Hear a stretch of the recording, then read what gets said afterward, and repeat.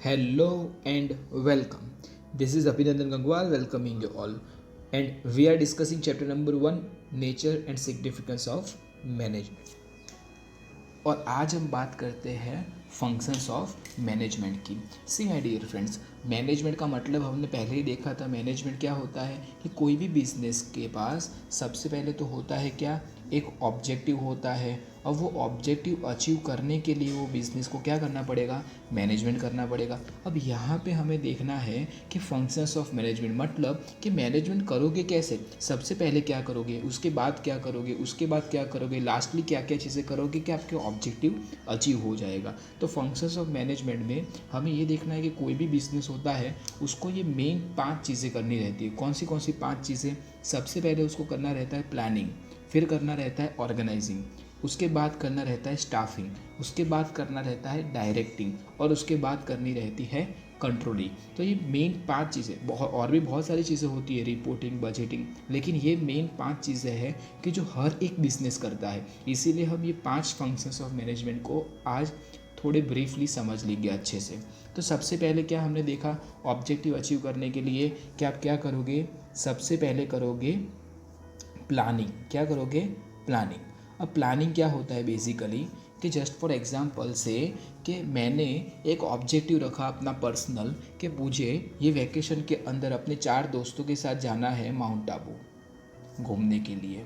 अब ये माउंट आबू जाने के लिए एक रास्ता थोड़ी है, बहुत सारे रास्ते हैं कि मैं ट्रेन से जा सकता हूँ, कि भाई मैं बस लेके जा सकता हूँ, कि भाई मैं अपना खुद का व्हीकल से जा सकता हूँ। अब ये बहुत सारे रास्तों में से मैं अपने हिसाब से, अपने कन्वीनियंस से एक रास्ता चूज़ करूँगा कि भाई मुझे और मेरे फ्रेंड्स को तो ट्रेन ही ज़्यादा मज़ा आएगा। तो ये क्या हुआ, सर मेरे पास बहुत सारे रास्ते थे एक ऑब्जेक्टिव को अचीव करने के लिए, लेकिन मैंने अपने कन्वीनियंस के हिसाब से, अपने रिसोर्सेज के हिसाब से एक बेस्ट रास्ता चूज़ कर लिया। तो इसी का नाम है प्लानिंग। तो प्लानिंग मतलब क्या कि आपके पास अपना ऑब्जेक्टिव अचीव करने के बहुत सारे तरीके हैं, लेकिन आपने अपना एक बेस्ट वे निकाल दिया, इसी का नाम प्लानिंग। तो आपने एक बार प्लानिंग कर लिया, चलो 5 में से एक स्टेप तो कंप्लीट। अब उसके बाद हम क्या करेंगे, सेकंड स्टेप। सेकंड स्टेप क्या है हमारा फंक्शंस ऑफ मैनेजमेंट का, वो है ऑर्गेनाइजिंग। बहुत इंपॉर्टेंट फंक्शन है ऑर्गेनाइजिंग।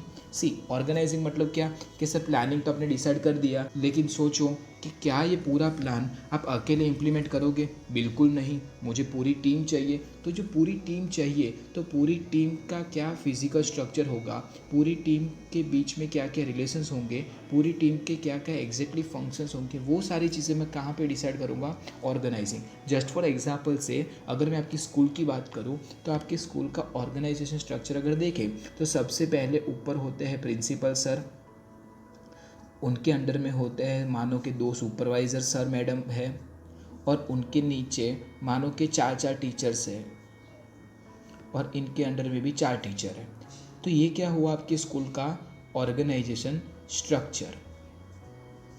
तो यहाँ पे क्या हुआ कि मैंने सबसे पहले तो रिलेशनशिप एस्टैब्लिश कर दी कि भाई प्रिंसिपल सर जो है वो सुपरवाइज़र सर के सीनियर हुए, सुपरवाइज़र सर जो है वो प्रिंसिपल सर के जूनियर हुए, सुपरवाइज़र सर है ये टीचर के सीनियर हुए। तो ऑर्गेनाइजिंग में सबसे पहले मैंने क्या किया, रिलेशनशिप एस्टैब्लिश कर दी ताकि इन लोगों के बीच में कोई भी कन्फ्लिक्ट ही ना हो। और फिर अब मैं क्या करूँगा, रिलेशनशिप तो एस्टैब्लिश कर दी, लेकिन अब मुझे जब फ्यूचर में एक्चुअली प्रिंसिपल सर की पोस्ट को हायर करना होगा तो मुझे क्या डिसाइड करना होगा कि क्वालिफ़िकेशन। तो मैंने क्या डिसाइड किया कि हर एक पर्सन की क्या क्या क्वालिफ़िकेशन चाहिए, मतलब कि प्रिंसिपल सर यहाँ पे जो होंगे उनकी क्वालिफ़िकेशन, मानो मैंने ऐसा डिसाइड किया कि मिनिमम पीएचडी होनी चाहिए। यहाँ पे सुपरवाइज़र सर का मैंने क्वालिफ़िकेशन डिसाइड किया कि मिनिमम वो बीएड की डिग्री होनी चाहिए और उसके साथ साथ 4 ईयर का एक्सपीरियंस होना चाहिए। यहाँ पे टीचर्स का डिसाइड किया कि मिनिमम बीएड की डिग्री होनी चाहिए प्लस उनके पास 1 साल का एक्सपीरियंस होना चाहिए। तो ये क्या किया, मेरे प्लानिंग को अच्छे से इम्प्लीमेंट हो सके, इसके लिए फ्यूचर में ऐसी टीम डेवलप करूँगा जिनके पास मिनिमम ये क्राइटेरिया तो होगा। और ये क्या हुआ, फिजिकल स्ट्रक्चर हुआ मेरे बिजनेस का। नेक्स्ट अगर बात करें क्वालिफिकेशन के बाद क्या डिसाइड होगा, फंक्शंस। फंक्शंस मतलब क्या कि मेरे ऑर्गेनाइजेशन स्ट्रक्चर के अंदर हर एक पर्सन क्या क्या काम करेगा। मतलब प्रिंसिपल सर का क्या काम होगा, सुपरवाइज़र सर का क्या काम होगा, यहाँ पे सुपरवाइज़र सर क्या काम करेंगे, यहाँ पे टीचर्स क्या काम करेंगे। तो ये क्या हुआ, फंक्शंस। तो ऑर्गेनाइजिंग में तीन चीज़ें मेन हमने देखी, क्या क्या, पहला रिलेशनशिप एस्टैब्लिश करेंगे, सेकंड क्वालिफिकेशन और थर्ड फंक्शन। तो सबसे पहले हमने क्या किया, प्लानिंग। प्लानिंग क्या है कि सर आपका जो ऑब्जेक्टिव है वो ऑब्जेक्टिव अचीव करने के लिए बहुत सारे रास्ते होते हैं, लेकिन उसमें से बेस्ट रास्ता कौन सा, उसी का नाम प्लान। फिर अगर बात करें प्लानिंग, तो सर हम डिसाइड कर दी, लेकिन वो अकेले तो मैं इम्प्लीमेंट करूँगा नहीं, तो उसके लिए मुझे बहुत अच्छी टीम चाहिए। तो वो टीम के बीच में कैसा रिलेशन होगा, उनकी क्या क्वालिफिकेशन होगी और उनके एग्जैक्टली क्या काम होंगे, वो सारे कहाँ पे डिसाइड करूँगा, सेकंड स्टेज में। और थर्ड स्टेज आएगा, थर्ड स्टेज में क्या होगा, आप प्रिडिक्ट कर ही सकते हो। थर्ड स्टेज में क्या होगा, स्टाफिंग। स्टाफिंग मतलब क्या कि ये तो मैंने थियोरेटिकली सारी बातें कर ली कि मेरे ऑर्गेनाइजिंग स्ट्रक्चर में ऐसी ऐसी चीज़ें होगी, लेकिन ऐसे लोग मुझे एक्चुअली हायर तो करने पड़ेंगे। वो मैं कहाँ पे करूँगा, यहाँ पे। मतलब क्या करूँगा कि ऐसे पर्सन को हायर करूँगा जिसके पास एक्चुअली पीएचडी की डिग्री होगी और जो मेरे ऑब्जेक्टिव को अचीव करने में मेरी हेल्प करे। उसको मैं कौन सी पोस्ट दूंगा, प्रिंसिपल की। तो ये मैंने क्या किया, रिक्रूटमेंट किया। रिक्रूटमेंट सिलेक्शन बोल सकते हो, रिक्रूटमेंट बोल सकते हो। तो ये मैंने क्या किया, रिक्रूटमेंट किया। तो रिक्रूटमेंट से क्या स्टाफिंग ख़त्म हो गई, जी बिल्कुल नहीं। रिक्रूटमेंट तो पहला स्टेप है स्टाफिंग का। अब क्या, स्टाफ तो मेरे पास आ गया अच्छे से अच्छा, लेकिन अब वो स्टाफ को मुझे ट्रेनिंग भी तो देनी पड़ेगी ताकि वो मेरा ऑब्जेक्टिव अचीव करवा सके। नेक्स्ट बहुत सारी चीज़ें होती हैं उनको मैनेज करने के लिए, जैसे कि उनका अगर ट्रांसफ़र करना हो, उनका अगर मुझे प्रमोशन करना हो, या उनका अगर मुझे मानो कि डिमोशन करना हो। तो ये सारी चीज़ें भी किस में आई, स्टाफिंग में। ट्रांसफ़र मतलब कि मानो कि ये टीचर को मुझे यहाँ से यहाँ पे शिफ्ट करना है, तो ये भी किसका काम, स्टाफिंग का। प्रमोशन मतलब मानो ये टीचर बहुत अच्छा काम कर रहे हैं और मानो कि इनका रिटायरमेंट का टाइम हो गया, तो ये टीचर को मैं प्रमोट करूँगा यहाँ पे, तो ये क्या हुआ, प्रमोशन। डिमोशन मतलब मानो ये सुपरवाइजर सर अच्छा काम नहीं कर रहे, तो मैंने इनको डिमोट कर दिया यहाँ पे, तो ये क्या हुआ, डिमोशन। तो recruitment, training, transfer, promotion, demotion और रिटायरमेंट की सारी प्लानिंग भी किस में आई, स्टाफिंग में आई। तो हमने तीन चीज़ें देख ली। सबसे पहले हमने देखा प्लान। प्लान मतलब कि सर ऑब्जेक्टिव अचीव करने का सबसे अच्छा रास्ता। ऑर्गेनाइजिंग मतलब कि सर वो प्लान जो है वो इम्प्लीमेंट करने के लिए मेरी जो टीम होगी, वो टीम के बीच में कैसा रिलेशंस होगा, कैसे क्वालिफिकेशन होगी और वो क्या क्या काम करेंगे, मतलब क्या फंक्शंस करेंगे, वो सारी चीज़ें सेकंड स्टेज में डिसाइड होगी। और थर्ड इज़ स्टाफिंग। स्टाफिंग मतलब क्या, recruitment, training, transfer, promotion, demotion. अगर नेक्स्ट बात करें स्टाफिंग के बाद क्या आएगा, next fourth is directing.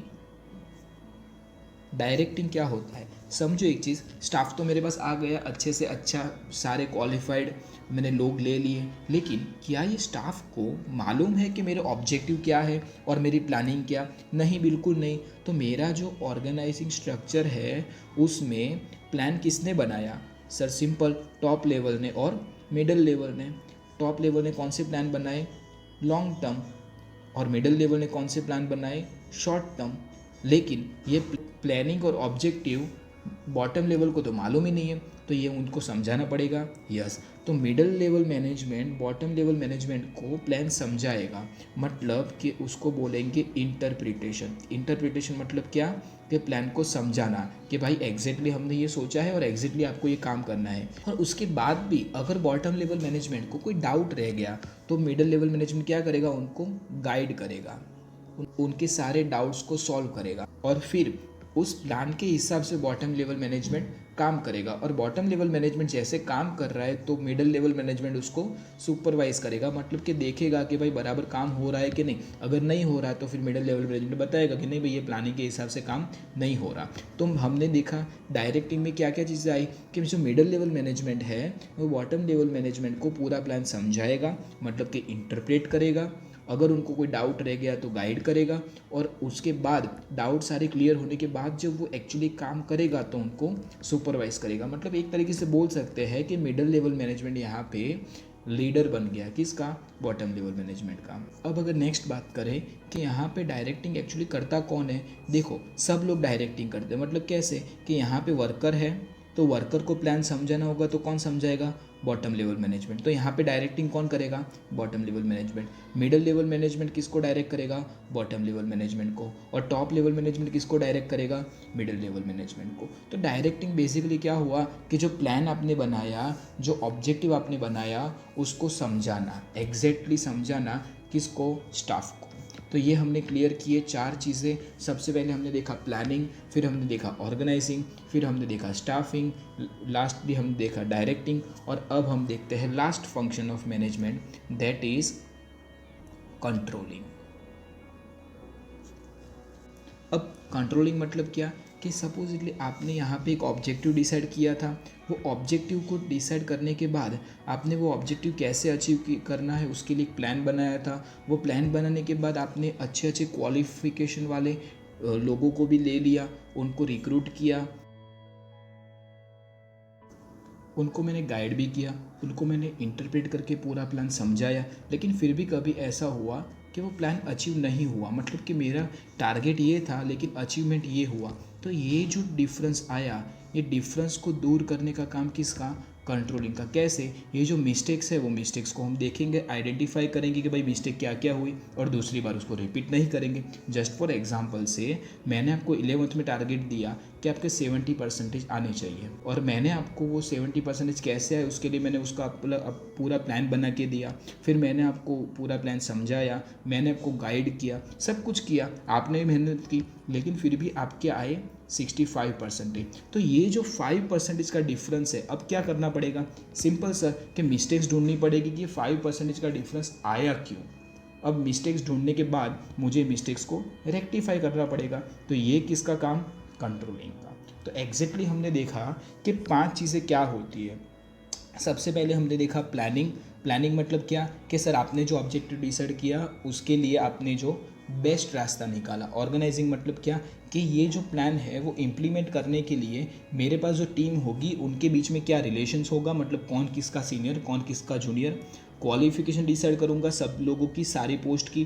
Functions decide करूंगा कि कौन क्या क्या एग्जैक्टली काम करेगा। नेक्स्ट, ऐसे ही लोगों को मैं रिक्रूट करूंगा, उनको ट्रेन करूंगा, उनको मैनेज करने के लिए ट्रांसफ़र, प्रमोशन, डिमोशन करूंगा, उनके रिटायरमेंट प्लानिंग। ये सारी चीज़ें किस में आएगी? स्टाफिंग। उसके बाद स्टाफ तो मेरे पास आ गया, लेकिन स्टाफ को तो नहीं पता कि मेरी क्या प्लानिंग है और मेरे क्या ऑब्जेक्टिव है। तो मैं क्या करूँगा? डायरेक्टिंग। डायरेक्टिंग मतलब क्या कि उनको समझाऊंगा, उनको इंटरप्रेट करके बताऊंगा कि मेरा प्लान क्या है, उनको गाइड करूंगा अगर कोई डाउट आ जाए, और उनको सुपरवाइज करूंगा जब वो प्लानिंग को इम्प्लीमेंट करेंगे। तो डायरेक्टिंग कौन करेगा? सिंपल, मिडिल लेवल मैनेजमेंट को कौन समझाएगा? Top level management. Bottom level management को कौन समझाएगा? Middle level management. और वर्कर को कौन समझाएगा? Bottom level management. ये सारा काम किस में? डायरेक्टिंग में। और नेक्स्ट अगर बात करें controlling.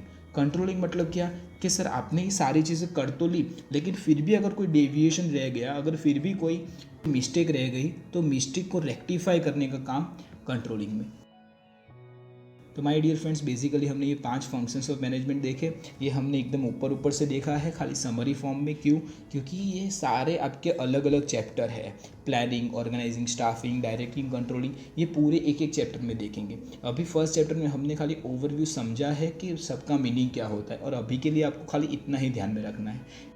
I hope I am clear. और इसकी बेटर क्लैरिटी के लिए आप लोग ये तीनों चीज़ें अभी के अभी टेक्स्ट बुक ओपन करके रीड कर लो। फिर भी अगर कोई डाउट हो तो आपको पता है दैट यू कैन कॉल मी और व्हाट्सएप में। मेरा व्हाट्सएप नंबर इस वीडियो के डिस्क्रिप्शन में दिया हुआ है। और खास बात, ये वीडियो को लाइक कर दो, चैनल को सब्सक्राइब कर, अपने यार दोस्त फ्रेंड्स के साथ ये वीडियो को शेयर करो। Thank you so much.